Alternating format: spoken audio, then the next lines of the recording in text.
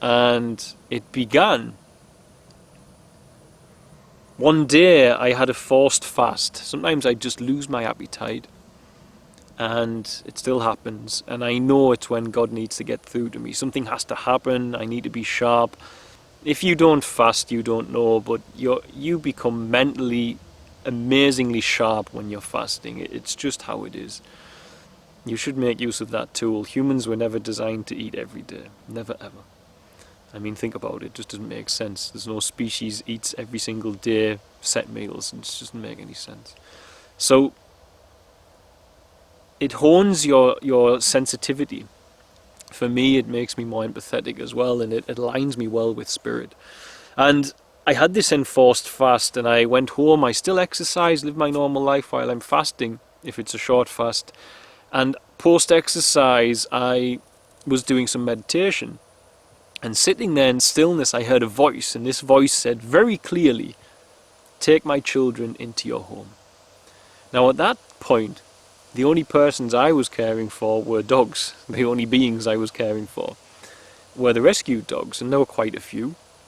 And aside from that, I had the education fund for the village, for Uchira, called Uchira Children's Fund. And in there we had children, getting them out of child labour, children who had parents who had passed away, predominantly HIV. And we provided education and medical care, etc. And we still do that for over 1,000 children. We still have that children's fund going, and it doesn't get called Uchira Children's Fund anymore. We just call it Share Tanzania Children's Fund. Things develop and change. But it's the same thing. It's exactly the same as what I started back then. And the next morning, I'd been staying in town because I was recovering from typhoid. I'd been very sick with typhoid. And I'd also had malaria just prior, so I had a double hit. I was really very ill. And I came into the village, and the social worker, who's now a project manager, Tom, was there. And he said, "Do you remember Dominic from the Children's Fund?" I was trying to rack my brain for a face, and he told me his story, and I said, yeah, I remember him, what's up? And he said, "Yeah, I've just found out he's been sleeping outside for the last night because there's no one to look after him. He'd been sleeping rough in the bushes at night, covered in mosquito bites, really rough time for him." And he said, "What do we do?" And inside I was laughing. And I said, "Well, I've got a feeling he has to move in here." And Tom went through it with me, and he said, "You sure? Should we not try and rent somewhere, something?" I said, "No, I'm 100% positive he has to move in here." And I said this with a lump in my throat and butterflies in my stomach, because I'd always longed to be a father. I lost that opportunity when I was a younger man several times, and it affected me deeply and left a hole in me that I wanted to fill. And when it came to the crunch, it was pretty scary. I was going to have another human being here. So he moved in, and for those of you who have been with us from the beginning, I think the fundraising videos will still be online. He had to do his homework with a headlamp, because when I lived in that building there was no solar power. We did a fundraiser for solar power. We got the solar power installed. We got on with our lives, and I like to think I played a good role model of a father he never had on this earth anymore. And then after around about six months, I think it was, the second boy, Achille, came. Now this was funny because the very first child I ever helped in Tanzania is called Faraji. He's currently studying at college to become a wildlife tour guide, and he's doing amazingly well. His mother found a little boy sleeping in a maize field one day, and she took him and said, "I know where you have to go," and brought him to me. So by the grace of God, 2 boys wound up there. And later that year we met Christina and Diana. Christina passed away last year. Daniel, Johanna. The family grew. But this house is where we all were, Nora's home. And it's old, this house, but we've built extensions, we've spent money on it. And I was saying in the post, I remember very well sitting in this empty house and saying there's got to be praying and saying there's got to be a better use for this than just sheltering me when I look after the rescue dogs. There's got to be something. And sure enough, God did have a plan, and that plan came to fruition in a big way. And you know, as Dominic moved in, looking back, it was a seedling.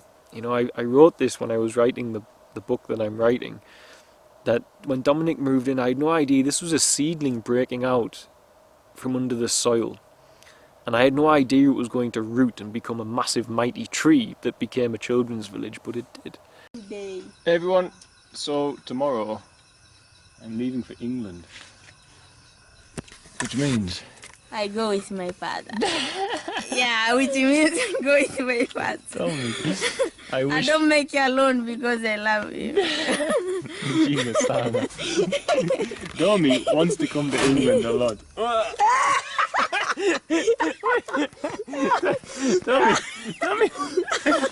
Domi wants to come to England a lot, but he can't get the visas. So, for those of you who don't know, Dominic in Tanzania has been registered as 18 years of age, which means this young man can now legally get a job driving a bus in Tanzania if he so wanted to. I have company. He got his cards to vote this year as well, so the system might have made a slight error, we suspect. Yeah. So what it does mean is that Dommy can't get his visa to come to the UK. But God can help. But God might help. Yeah. Yeah, maybe in time, yeah? Yeah. So hopefully in time we can get him. I can go for your heart and to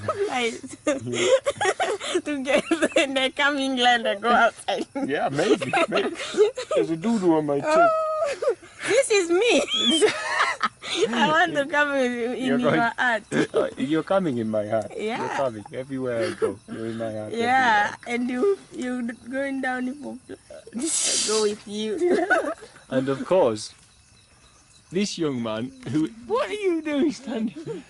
This young man, Achille, like a baboon. Would like a baboon, would also like to come, but he hasn't even got a passport yet. But next year we'll have a look and see what we can do about getting them to visit the UK.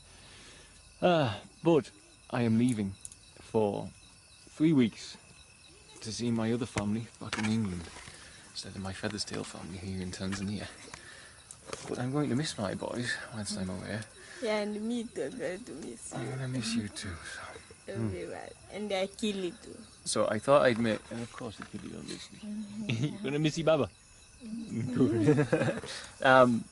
So I thought I'd make a video about my journey heading back to the UK and how that will be.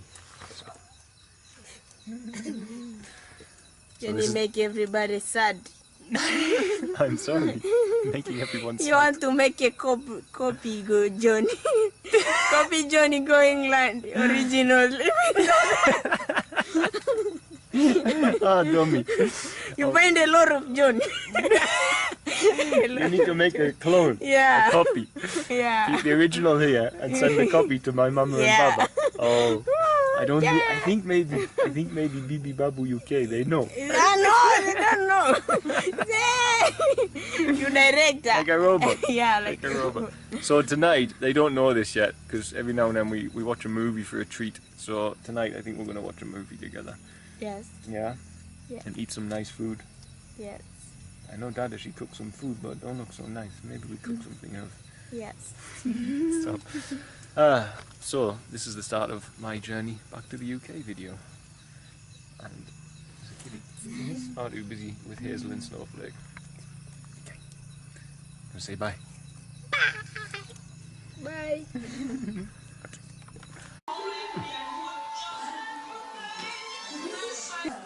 Dominic, I thought your job was to keep these books behind you tidy. Yes? Yes. Oh, okay. So why are the books not so tidy? Yes. You can have it all.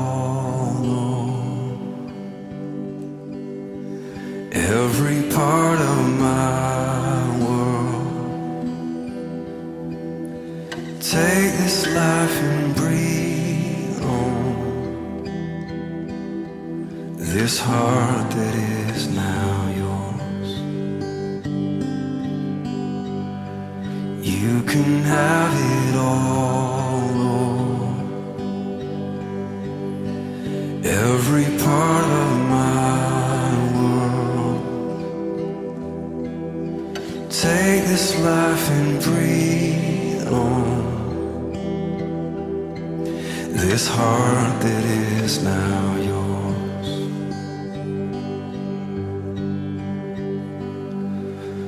Oh, the joy I found surrendering my crowns at the feet